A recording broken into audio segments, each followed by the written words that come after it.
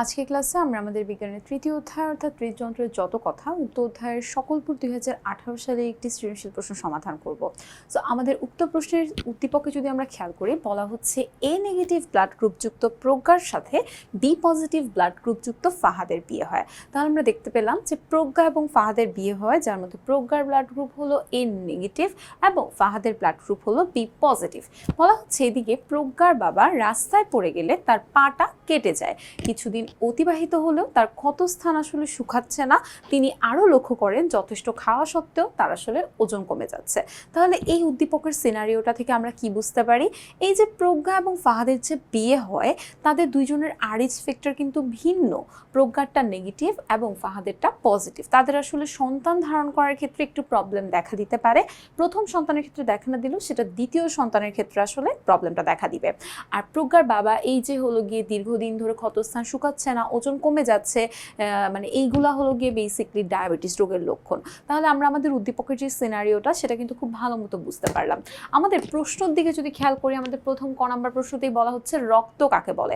So রক্ত কাকে বলে বলতো, আমাদের প্রাণী দেহের মধ্যে এক ধরনের লাল বর্ণের অস্বচ্ছ আন্তঃকোষীয় লবণাক্ত এবং ক্ষারধর্মী তরল যোজক যে কলা থাকে তাকে বেসিকলি রক্ত বলা হয়। খ নাম্বার প্রশ্নতে আমাদের বলা হচ্ছে যে থ্যালাসেমিয়া একটা বংশগত রোগ। তাহলে আমরা জানি যে থ্যালাসেমিয়া একটা বংশগত রোগ। কেন বলা হচ্ছে থ্যালাসেমিয়া একটা রক্তজনিত রোগ? বিকজ এই রোগে আক্রান্ত ব্যক্তির রক্তে হিমোগ্লোবিনের অস্বাভাবিকতার কারণে, হিমোগ্লোবিনটা কি, হিমোগ্লোবিন হলো আমাদের লোহিত রক্তকণিকার মধ্যে থাকে, যার কারণে বেসিকলি আমাদের শরীরের রক্তের রংটা লাল রঙের দেখায়। তাহলে আমাদের হিমোগ্লোবিনের অস্বাভাবিকতার কারণে লোহিত রক্তকোষটা ভেঙে যায়, যার ফলে রক্তশূন্যতা সৃষ্টি হয়। থ্যালাসেমিয়া মানুষের অটোজোমে অবস্থিত। সো অটোজোমটা কি আমরা জানি, প্রত্যেকটা মানুষের শরীরের মধ্যে 23 জোড়া ক্রোমোজোম থাকে। কতগুলো ক্রোমোজোম থাকে? 23 জোড়া ক্রোমোজোম থাকে। এই 23 জোড়া ক্রোমোজোমের মধ্যে 22 জোড়া ক্রোমোজোম নারী এবং পুরুষের শরীরে একই রকমের হয়। এই 22 জোড়া ক্রোমোজোমকে বেসিকলি বলা হয় অটোজোম। সো থ্যালাসেমিয়া মানুষের অটোজোমের মধ্যে অবস্থিত প্রচ্ছন্ন জিনের কারণে হয়, তাই এটা একটা বংশগত রোগ হিসেবে আসলে পরিচিত। মাতা এবং পিতার উভয়ের অটোজোমেই যদি এই জিনটা প্রচ্ছন্ন অবস্থায় থাকে, তাহলে সন্তানদের মধ্যেও এই জিন দুইটা আসলে একত্র হয়ে এই রোগটা প্রকাশ পায়। এই জন্য আসলে বলা হয় যে থ্যালাসেমিয়া একটা বংশগত সমস্যা। চলে যাব আমাদের গ নাম্বার প্রশ্নে। সো আমাদের গ নাম্বার প্রশ্নটাতে কি বলছে সেটা একটু দেখে নিই। বলা হচ্ছে প্রজ্ঞার বাবা কোন রোগে আক্রান্ত। আমরা দেখতে পেলাম যে প্রজ্ঞার বাবার আসলে পা কেটে যায়, অনেকদিন হয়ে গেলেও তার আসলে ক্ষতস্থানটা শুকাচ্ছে না, আবার তার হলো গিয়ে ঠিকঠাক মতো খাওয়া সত্ত্বেও তার শরীরের ওজনটা কমে যাচ্ছে। তাহলে আমরা মানে যখন উদ্দীপকের সিনারিওটা নিয়ে আলোচনা করলাম তখনই দেখলাম যে সে আসলে ডায়াবেটিস রোগে আক্রান্ত। তো সেটাই জানতে চাইছে। এখন দেখো আমাদের কিভাবে আমরা এটা আনসার করব। বলা হচ্ছে উদ্দীপকের আলোকে দেখা যায় যে প্রজ্ঞার বাবা ডায়াবেটিস রোগে আক্রান্ত। ডায়াবেটিস মূলত একটা বিপাকজনিত রোগ, যেটা যখন তখন আসলে দেখা দেয়। যখন আমাদের দেহের মধ্যে ইনসুলিনগুলো হরমোন সঠিকভাবে কাজ করতে পারে না, মানে ইনসুলিন হরমোনগুলো ঠিকমতো কাজ করতে পারে না বা যথেষ্ট পরিমাণ আসলে উৎপন্ন হয় না, তখন বেসিকলি ডায়াবেটিসটা দেখা দেয়। এবং এই কারণে আমাদের রক্তের মধ্যে যে গ্লুকোজের মাত্রাটা থাকে সেটা দীর্ঘ সময় ধরে আসলে অস্বাভাবিকভাবে বেড়েই যায়। সো রক্তে অতিরিক্ত শর্করা থাকলে এটা আসলে আমাদের দেহের বিভিন্ন রকমের যে অঙ্গ প্রত্যঙ্গ থাকে সেই অঙ্গ প্রত্যঙ্গগুলোতে সমস্যাও সৃষ্টি করতে পারে। তারপরে আমাদের দেখো কি বলা হচ্ছে যে ডায়াবেটিসের সাধারণ লক্ষণগুলো আসলে কি কি। সো ডায়াবেটিসের সাধারণ লক্ষণগুলো নিম্নরূপ। কি কি? সো লক্ষণ হচ্ছে সে ঘন ঘন প্রস্রাব হয়। দেখবা আমাদের হলো ফ্রেন্ডরা দুষ্টামি করে হলো ফ্রেন্ডরা যখন বারবার ওয়াশরুমে যায় বা পরিচিত মানুষরা তখন বলে যে আই তোমার কি ডায়াবেটিস হয়েছে নাকি, তাই না? এরকম না? আবার ডায়াবেটিস রোগের আরেকটা নামও আছে, সেটা কি বলতো? বহুমূত্র।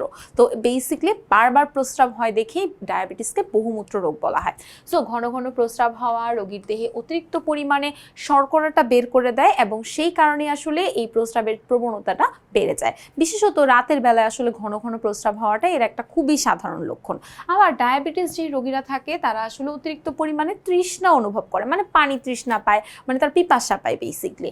সো দেহের জলশূন্যতার কারণে রোগী অতিরিক্ত পানি পান করতে চায়। ওই যে তার মানে খুবই ঘন ঘন প্রস্রাব হয়, যার কারণে তার শরীর থেকে পানি বের হয়ে যায় এবং সেই পানি শূন্যতার কারণে তার আসলে খুব বেশি পরিমাণে পিপাসা পায়, তার সে খুব তৃষ্ণা অনুভব করে। বারবার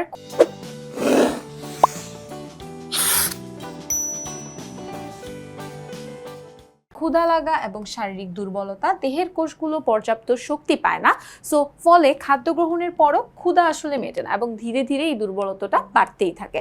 ওজন কমে যায় এবং ক্ষীণতা, যদি যথেষ্ট পরিমাণে খাদ্য গ্রহণ করা হয় দেহ শক্তি উৎপাদনের জন্য চর্বি এবং প্রোটিন ভাঙতে থাকে, ফলে আসলে ওজনটাও কমে যায়। আবার সামান্য পরিশ্রমে ক্লান্তি বোধ করে, মানে অল্প কাজ করে খুব তাড়াতাড়ি হলো গিয়ে ক্লান্ত হয়ে যায়, ছোটখাটো কাজ করেও রোগী আসলে খুব সহজেই ক্লান্ত হয়ে যায়। চামড়া শুকিয়ে যাওয়া, ডায়াবেটিস, ত্বকের জল ধারণের ক্ষমতা কমে যাওয়া, তাই চামড়া শুষ্ক এবং রুক্ষ হয়ে যায়। চোখে ঝাপসা দেখে, দীর্ঘ সময় রক্তে গ্লুকোজের উচ্চমাত্রা চোখের লেন্সকে প্রভাবিত করতে পারে, ফলে চোখের দৃষ্টিটা অস্পষ্ট বা ঝাপসা দেখা দেয়।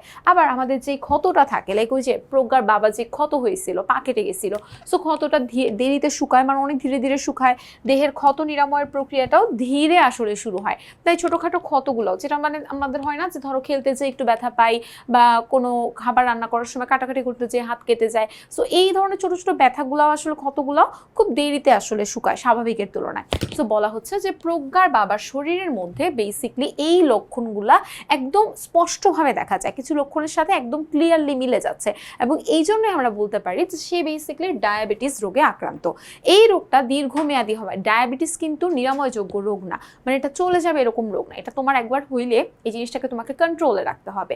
সো এই রোগটা দীর্ঘমেয়াদী হওয়ায় নিয়মিত চিকিৎসা এবং জীবনধারার পরিবর্তনটা অপরিহার্য। যথাযথ খাদ্যাভ্যাস, মানে ডায়াবেটিস হলে তোমাকে মেইনলি তোমার যেই খাদ্যের অভ্যাসটা আছে, তোমার যে রুটিনটা আছে রেগুলার, এই রুটিনটাকে তোমার মেনটেন করতে হবে। নিয়মিত শারীরিক ব্যায়াম করতে হবে এবং প্রয়োজনে তোমার যদি ডায়াবেটিস একদমই কন্ট্রোলের বাইরে থাকে তাহলে সেটা ঔষধ বা ইনসুলিন, যেটার মাধ্যমে কন্ট্রোল থাকে না কেন, ওইটা দিয়ে তোমাকে এই ডায়াবেটিসটাকে নিয়ন্ত্রণ করে রাখতে হবে। ডায়াবেটিস যদি তুমি নিয়ন্ত্রণ না করো তাহলে এটা আসলে কিডনি, হার্ট, চোখ এবং আমাদের শরীরের বিভিন্ন অঙ্গ প্রত্যঙ্গগুলোতে আরও ধরনের জটিলতা সৃষ্টি করবে। তারপরে দেখো আমাদের ঘ নাম্বার প্রশ্নটাতে যদি চলে যাই, আমাদের ঘ নাম্বার প্রশ্নটাতে কি বলা হচ্ছে? আমাদের ঘ নাম্বার প্রশ্নতে আচ্ছা, সো বলছে সন্তান লাভের ক্ষেত্রে প্রজ্ঞা এবং ফাহাদ দম্পতির ভবিষ্যতে কি কি সমস্যা হতে পারে বলে তুমি মনে করো?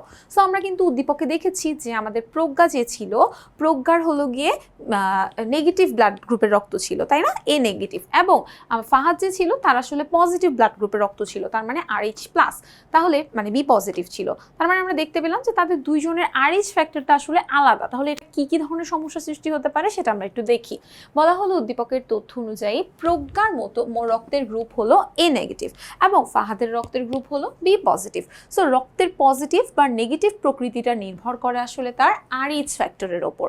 সাধারণত স্বামী এবং স্ত্রীর RH ফ্যাক্টর একরকমের হলে সন্তান ধারণের ঝুঁকিটা আসলে কম থাকে, এবং যদি RH ফ্যাক্টরটা আসলে ভিন্ন হয় তাহলে সন্তান ধারণের ক্ষেত্রে কিছু কিছু সমস্যা দেখা দিতে পারে।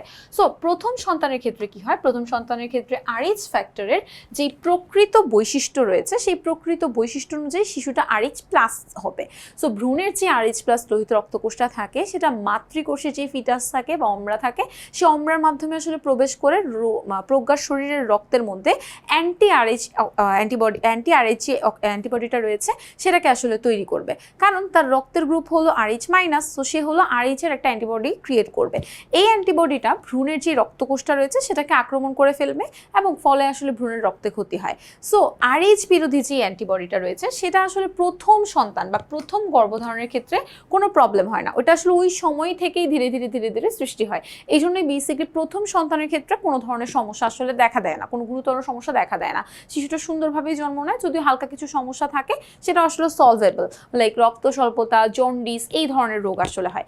বাট ওই যে RH বিরোধী যে অ্যান্টিবডিটা রয়েছে সেটা যে প্রথম গর্ভধারণের সময় ধীরে ধীরে তৈরি হতে স্টার্ট করলো, সেই তোমার RH বিরোধী অ্যান্টিবডিটা যখন দ্বিতীয় বা পরবর্তী সন্তান আসবে তখন আসলে সমস্যা সৃষ্টি করবে। যদি মায়ের শরীরের মধ্যে ইতিমধ্যে RH অ্যান্টিবডি উৎপন্ন করে ফেলে তাহলে RH+ হলে তার যেই লোহিত রক্তকোষ রয়েছে সেই রক্তকোষটা ধ্বংস হতে পারে, ফলে ভ্রূণটা মারা যেতে পারে, মানে গর্ভপাত হতে পারে, মিসক্যারেজ হতে পারে, জন্মের পরে শিশুর শরীরের মধ্যে রক্ত স্বল্পতা, জন্ডিস, এই ধরনের রোগ দেখা দিতে পারে, এবং মারাত্মক আসলে ক্ষেত্রে মা এবং শিশুর স্বাস্থ্যহানি বা মৃত্যুর ঝুঁকি পর্যন্ত থাকে। তাই প্রজ্ঞা এবং ফাহাদ দম্পতির ভবিষ্যৎ সন্তান ধারণে এই RH বিরোধী মানে যে সমস্যাটা এটা গুরুত্বপূর্ণভাবে বিবেচনা করা উচিত। আশা করি আজকের এই সৃজনশীল প্রশ্নটি সকলে খুব ভালো করে বুঝতে পেরেছো। পরবর্তীতে আবারও একটি পর্বে তোমাদের সকলের সঙ্গে দেখা হয়ে যাবে। সবাইকে আল্লাহ হাফেজ।